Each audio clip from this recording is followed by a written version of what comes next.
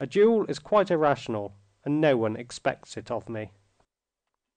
My aim is simply to safeguard my reputation, which is essential for the uninterrupted pursuit of my public duties."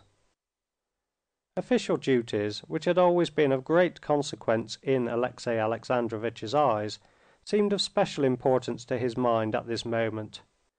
Considering and rejecting the duel, Alexey Alexandrovitch turned to divorce, another solution selected by several of the husbands he remembered. Passing in mental review all the instances he knew of divorces, there were plenty of them in the very highest society with which he was very familiar, Alexey Alexandrovitch could not find a single example in which the object of divorce was that which he had in view. In all these instances the husband had practically ceded or sold his unfaithful wife, and the very party which, being in fault, had not the right to contract a fresh marriage, had formed a counterfeit, pseudo-matrimonial ties with a self-styled husband. In his own case, Alexey Alexandrovitch saw that a legal divorce, that is to say, one in which only the guilty wife would be repudiated, was impossible of attainment. He saw that the complex conditions of the life they led made the coarse proofs of his wife's guilt, required by the law, out of the question. He saw that a certain refinement in that life would not admit of such proofs being brought forward, even if he had them, and that to bring forward such proofs would damage him in the public estimation more than it would her. An attempt at divorce could lead to nothing but a public scandal, which would be a perfect godsend to his enemies for calumny and attacks on his high position in society.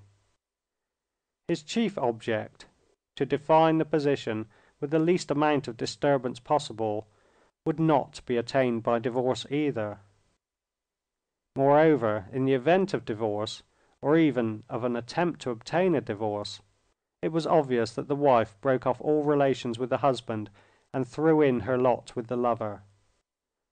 And in spite of the complete, as he supposed, contempt and indifference he now felt for his wife, at the bottom of his heart, Alexey Alexandrovitch still had one feeling left in regard to her, a disinclination to see her free to throw in her lot with Vronsky, so that her crime would be to her advantage. The mere notion of this so exasperated Alexey Alexandrovitch that directly it rose to his mind he groaned with inward agony, and got up and changed his place in the carriage, and for a long while after he sat with scowling brows, wrapping his numbed and bony legs in the fleecy rug. Apart from formal divorce, one might still do like Karabanov, Paskudin, and that good fellow Dram, that is, separate from one's wife," he went on thinking, when he had regained his composure. But this step too presented the same drawback of public scandal as a divorce, and what was more, a separation, quite as much as a regular divorce, flung his wife into the arms of Vronsky. "No, it's out of the question. Out of the question," he said again, twisting his rug about him. "I cannot be unhappy, but neither she nor he ought to be happy." The feeling of jealousy, which had tortured him during the period of uncertainty, had passed away at the instant when the tooth had been with agony extracted by his wife's words. But that feeling had been replaced by another, the desire not merely that she should not be triumphant, but that she should get due punishment for her crime. He did not acknowledge this feeling, but at the bottom of his heart he longed for her to suffer for having destroyed his peace of mind, his honor. And going once again over the conditions inseparable from a duel, a divorce, a separation, and once again rejecting them, Alexey Alexandrovitch felt convinced that there was only one solution: to keep her with him, concealing what had happened from the world, and using every measure in his power to break off the intrigue, and still more, though this he did not admit to himself, to punish her. I must inform her of my conclusion, that thinking over the terrible position in which she has placed her family, all other solutions will be worse for both sides than an external status quo.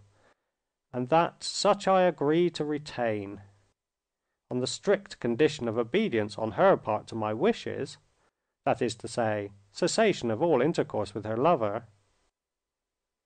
When this decision had been finally adopted, another weighty consideration occurred to Alexey Alexandrovitch in support of it. "By such a course only shall I be acting in accordance with the dictates of religion," he told himself. "In adopting this course, I am not casting off a guilty wife, but giving her a chance of amendment, and indeed, difficult as the task will be to me, I shall devote part of my energies to her reformation and salvation." Though Alexey Alexandrovitch was perfectly aware that he could not exert any moral influence over his wife, that such an attempt at reformation could lead to nothing but falsity, though in passing through these difficult moments he had not once thought of seeking guidance in religion, yet now, when his conclusion corresponded, as it seemed to him, with the requirements of religion, this religious sanction to his decision gave him complete satisfaction, and to some extent restored his peace of mind. He was pleased to think that, even in such an important crisis in life, no one would be able to say that he had not acted in accordance with the principles of that religion whose banner he had always held aloft amid the general coolness and indifference. As he pondered over subsequent developments, Alexey Alexandrovitch did not see, indeed, why his relations with his wife should not remain practically the same as before. No doubt she could never again regain his esteem, but there was not, and there could not be, any sort of reason that his existence should be troubled, and that he should suffer because she was a bad and faithless wife. Yes, time will pass, time which arranges all things, and the old relations will be re-established, Alexey Alexandrovitch told himself.